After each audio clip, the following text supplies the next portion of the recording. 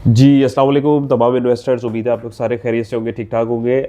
सुफियान भाई के साथ एक और वीडियो सीरीज़ की एपिसोड लेके हम लोग हाजिर हैं और एज़ यूजुअल जो फ्रीक्वेंटली आस्क्ड क्वेश्चंस होते हैं हमारे पास, उन्हीं में से हम लोगों ने एक और क्वेश्चन पिक किया है। और बिफोर कंटिन्यूइंग आप लोग से रिक्वेस्ट है कि आप लोग जब भी ये वीलॉग देखें या कोई भी वीलॉग देखें, उसमें आपका कोई क्वेश्चन हो इसी के रिगार्डिंग, इसी तरीके की और वीडियोज़ या क्वेश्चन हो, तो वो आप कमेंट सेक्शन में ज़रूर बताएं ताकि हम लोग उसको मज़ीद जो है आप लोगों के साथ जो शेयर कर सकें।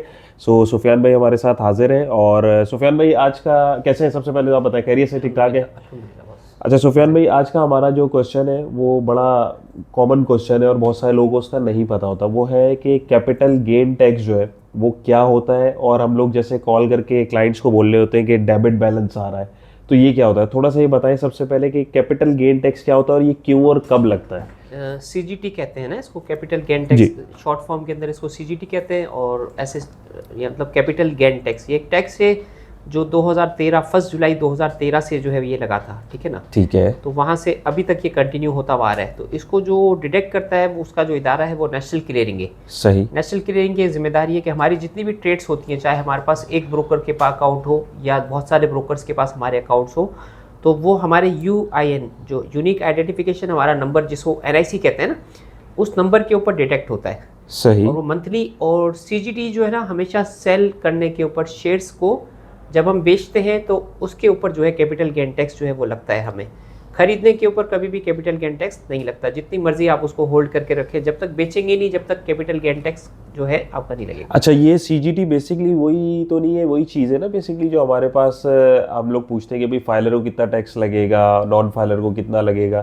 तो ये नहीं, सीजीटी मीन्स के जो भी हम लोग बाइंग या सेलिंग करते हैं उस पर जो हमारा प्रॉफिट मार्जिन होता है उसके ऊपर हमें एनसीसीपीएल की तरफ से जो है ये टैक्स जो है वो कटिंग होती जी है। बिल्कुल ऐसे ही है, बिल्कुल ऐसा ही सही। है। सपोज करें जैसे हमने 1 लाख रुपए जो है ना किसी आइटम के ऊपर मार्च के महीने में हमने कमाए, सही ठीक है है। ना। 1 लाख रुपए हमने कमाए तो उसके ऊपर प्रॉफिट के ऊपर जो हमारा कैपिटल गेन टैक्स है वो अगर हमने फ़र्ज़ करें 1 साल के अंदर ये शेयर बेचे, होल्डिंग पीरियड के ऊपर ये टैक्स कटता है। 6 साल के बाद होल्डिंग पीरियड अगर हम करते हैं तो उसके बाद फ्री है। इसके बाद जो है 5%, 7.5%, 10%, 12.5%, 15%। अगर 1 साल के अंदर अंदर बेचते हैं तो चाहे पहले फाइलर नॉन फाइलर का अलग था टैक्स, सही। फाइलर के जो है 15% था, नॉन फाइलर का जो है 25% और 30% तक जो है ये कैपिटल गेन टैक्स था। तो उसको रिड्यूस करके फाइलर नॉन फाइलर का 1 जुलाई 2026 से जो है वो सेम कर दिया गया है। तो वो तकरीबन 15% जो है वो कैपिटल गेन टैक्स है। जैसे अगर आपने लाख रुपये आपने प्रॉफिट कमाया तो 15,000 रुपये जो है आपके मंथली जो है वो डिडक्ट होते हैं और फिर वो एडजस्टेबल होते हैं प्रॉफिट एंड लॉस के सौदे में। फर्ज करें आपने मार्च के महीने में 1 लाख रुपए कमाए और मार्च के महीने में ही आपने किसी और आइटम के अंदर 1 लाख रुपए का नुकसान किया तो फिर कैपिटल गेन टैक्स आपको नहीं लगेगा, सही। ठीक है ना। नेट के ऊपर यानी प्रॉफिट और लॉस निकालने के बाद 1 लाख रुपए का प्रॉफिट है और 50,000 रुपये का किसी आइटम में लॉस किया है एक ही मंथ के अंदर, तो 50,000 रुपये का लॉस उसमें से डिडक्ट होगा। नेट जो आपका 50,000 जो प्रॉफिट होगा उसके ऊपर कैपिटल गेन टैक्स आपका लगेगा 7,500। ज़बरदस्त हो गया। अच्छा, ये जो कैलकुलेशन होती है इसकी, जैसे हम लोग रोल ओवर वीक देखते हैं, रोल ओवर वीक से मुझे याद आया, इसके ऊपर भी इंशाल्लाह हम लोग का नेक्स्ट वीडियो टॉपिक है, उसके ऊपर भी हम लोग कवर करेंगे। जैसे रोल ओवर वीक हमारा आता है तो वो हम लोग देखते हैं कि मंथ का लास्ट फ्राइडे से पहले पहले, यानी लास्ट वीक जो होता है लास्ट फ्राइडे पहले पहले हमें उसको कवर अप करना होता है। तो कैपिटल गेन टैक्स हमारे पास जो कैलकुलेशन होकर बैकएंड पे जाती है, ये इसकी कैलकुलेशन की क्या साइकिल होती है, यानी किस डेट से ये एप्लीकेबल हो जाता ये है? नेशनल क्लियरिंग माशाल्लाह से हमारा डेटा जो है वो कलेक्ट करता है। अब जैसे फ़र्ज़ करें हमारी फरवरी की जितनी ट्रेड्स थी इनको इन्होंने जो है वो सारा जमा किया, डेटा कंप्लाई किया, उसके ऊपर हमारी रिपोर्ट इन्होंने बनाई ठीक है। UN wise. रिपोर्ट बनाने के बाद इन्होंने 22 मार्च को ये कैपिटल गेन टैक्स हमारा रमज़ानों से यानी ईद से पहले जो है ना इन्होंने हमारी यानी अकाउंट्स के अंदर डाल दिया। स्टॉक एक्सचेंज के अंदर उसका नोटिस भी लगता है। Capital gain tax Pakistan mercantile exchange हो या पाकिस्तान स्टॉक एक्सचेंज हो, नेशनल क्लियरिंग वो कलेक्ट करता है और उसकी रिपोर्ट बना के अकाउंट्स के अंदर वो डाल देता है। उसके अंदर आप अपनी लेजर के ऊपर जो शीट होती है वो माशाल्लाह से मुनीर खानानी का सिस्टम के अंदर जो है ये चीज़ माशाल्लाह से अवेलेबल है कि आप अपनी 3 साल की कैपिटल गेन टैक्स की रिपोर्ट, सर्टिफिकेट्स वगैरह आप ऑनलाइन जो है अपनी देख सकते हैं। उसके अंदर मंथली रिपोर्ट के अंदर आपके पास जो है वो डेटा आ जाता है कि किस आइटम के ऊपर आपको कैपिटल गेन लगा, कितने दिन की होल्डिंग के ऊपर लगा और नेट आपका कैपिटल गेन जो है वो कितना है।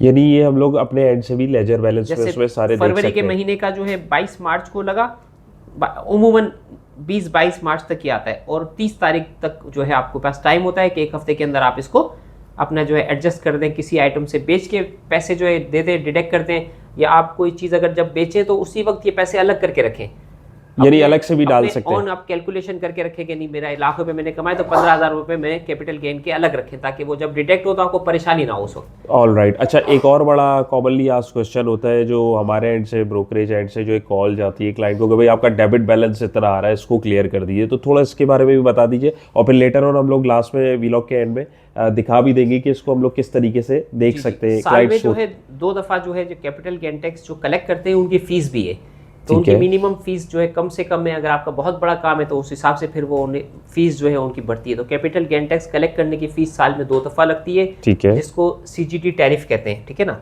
तो ये टैरिफ की डिडक्शन होती है, और कैपिटल गेन टैक्स की जो है वो डिडक्शन जो है वो, क्या पूछा था आपने सवाल कि ये जो हमारे पास डेबिट बैलेंस आ रहा होता है, डेबिट बैलेंस जब वो जैसे ही कैपिटल गेन इम्पोज होता है तो ब्रोकर्स क्या करते हैं कि वो क्लाइंट्स के अकाउंट के अंदर वो, यानी जो उनके गेन्स होते हैं वो अकाउंट के अंदर जो है वो डेबिट कर देते हैं। तो वो उनको जो है वो 1 हफ्ते के अंदर जो है उसको क्लियर करना होता है। तो आप हमेशा कोशिश करें जब भी काम करें अपने अकाउंट को कभी भी डेबिट में नहीं जाने दें।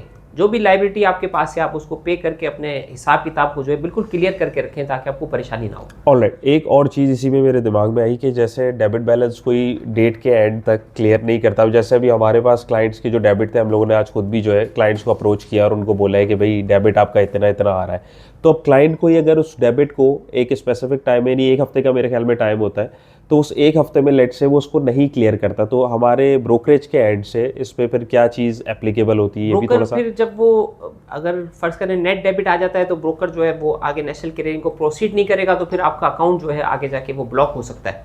ऑल राइट, अकाउंट ब्लॉक हो सकता है, वो आपकी लाइबिलिटी है, वो आपने जो है नेशनल क्लियरिंग को देना है। National clearing government of Pakistan को FBR के दायरे को जमा करवाएगा, वो फिर गवर्नमेंट के पास जो है वो डेटा कलेक्ट होगा, और साल के बाद उसकी रिपोर्ट बन के सर्टिफिकेट की सूरत में आपको मिलेगी कि आपने जो है वो इतना टैक्स दिया है और इतने जो है यानी आपके ऊपर जो है वो टैक्स लगा है।